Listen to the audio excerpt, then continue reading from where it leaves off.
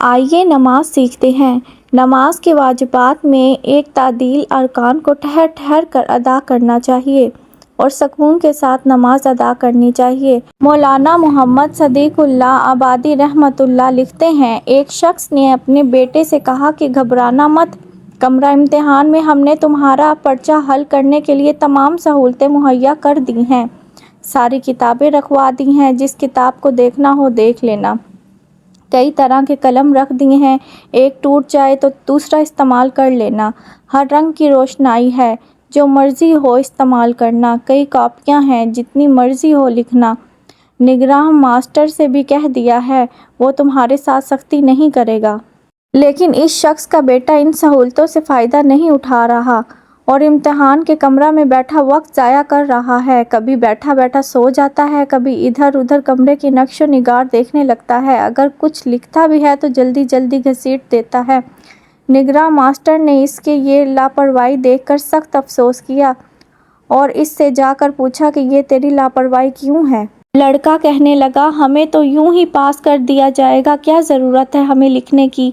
ہمارا ممتحن بڑا رحم دل ہے، اللہ تعالیٰ بڑے رحیم ہے۔ یہی حال اس شخص کا ہے جو نماز کی بے توجہی سے جلدی جلدی ادا کر دیتا ہے، نہ ارکان کو درست طریقے سے ٹھہر ٹھہر کر ادا کرنے کی فکر کرتا ہے اور نہ ہی خوش و خضوع پیدا کرتا ہے، بلکہ اوپر سے یہ جواب دیتا ہے کہ اللہ تعالیٰ بڑے رحیم ہیں، ہمیں یوں ہی بخش دیں گے، بلکہ کہتا ہے کہ کوئی ہمارے اعمال پر بخشش تھوڑا ہی ہوگی، وہ تو ان کی رحمت سے ہوگی۔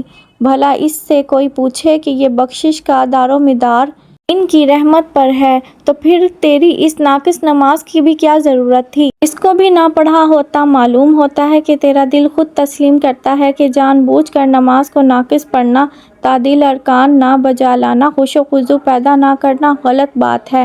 ہمیں جان و دل لگا کر نماز کو ادا کرنا چاہیے کہ کہیں ایسا نہ ہو کہ ذرا سی کمی کی وجہ سے آئندہ حاضری کا موقع ہی ہم سے چھین لیا جائے۔ نماز تو اللہ تعالیٰ کی بہترین عبادت ہے۔ رسول اللہ صلی اللہ علیہ وآلہ وسلم نے نماز کی بہت اہمیت بیان فرمائی اور مسلمانوں کو پابندی سے نماز ادا کرنے کی تلقین کی۔ قرآن مجید میں اللہ تعالیٰ نے بار بار نماز قائم کرنے کا حکم دیا۔ رسول اللہ صلی اللہ علیہ وآلہ وسلم نے بھی نماز کو دین کا ستون قرار دیا، اس لیے ہر مسلمان کو نماز سیکھنے اور پابندی سے ادا کرنے کی کوشش کرنی چاہیے۔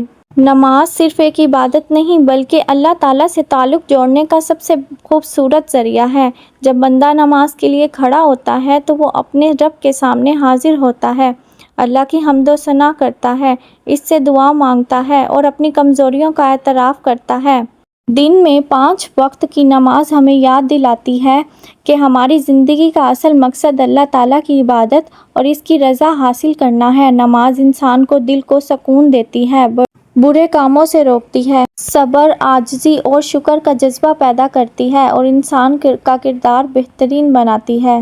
نماز میں خوش و خضوع پیدا کریں۔ نماز میں دل اللہ تعالیٰ کی طرف متوجہ ہونا چاہیے، جلدی نہ کریں، ہر رکن اطمینان سے ادا کریں، قرآن کی تلاوت غور سے کریں اور وضو صحیح نہ کرنا، نماز جلدی جلدی پڑھنا، رکوع اور سجدے میں اطمینان نہ کرنا، سورۃ فاتحہ صحیح نہ پڑھنا، دوران نماز کے ادھر ادھر دیکھنا، ان سب چیزوں کا خیال رکھنا چاہیے۔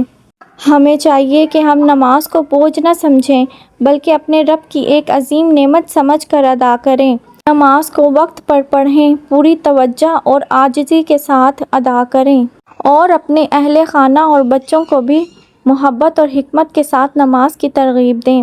اگر کبھی نماز میں کوتاہی ہو جائے تو مایوس نہ ہوں بلکہ سچے دل سے توبہ کریں اور دوبارہ پابندی اختیار کریں۔ اللہ تعالیٰ اپنے بندوں پر بہت مہربان ہے اور اخلاص کے ساتھ اس کی طرف رجوع کرنے والوں کو پسند کرتا ہے۔ نماز انسان کو نظم و ضبط کی عادت ڈالتی ہے، نماز انسان کے کردار کو سنوارتی ہے اور اللہ تعالیٰ کی نعمتوں کا شکر ادا کرنے کا بہترین طریقہ ہے۔ جو انسان نماز کی پابندی کرتا ہے، اللہ تعالیٰ انسان کو دنیا کی الجھنوں سے نکال کر سکون کی طرف لے جاتے ہیں۔ یہ دل کو پاکیزگی اور نیت کو خالص بنانے کا ذریعہ ہے۔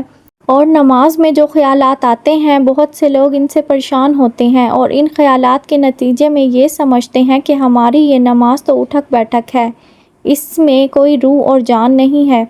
نماز کی ایسی بے قدری نہیں کرنی چاہیے، یہ تو اللہ تعالیٰ کا فضل و کرم ہے، اس نے ہمیں نماز پڑھنے کی توفیق عطا فرمائی اور اس پر اللہ تعالیٰ کا شکر ادا کرو، یہ تو اللہ کی نعمت ہے اور ان غیر اختیاری خیالات کی وجہ سے انشاءاللہ گرفت نہیں ہوگی، البتہ اپنے اختیار سے خیالات مت لاؤ۔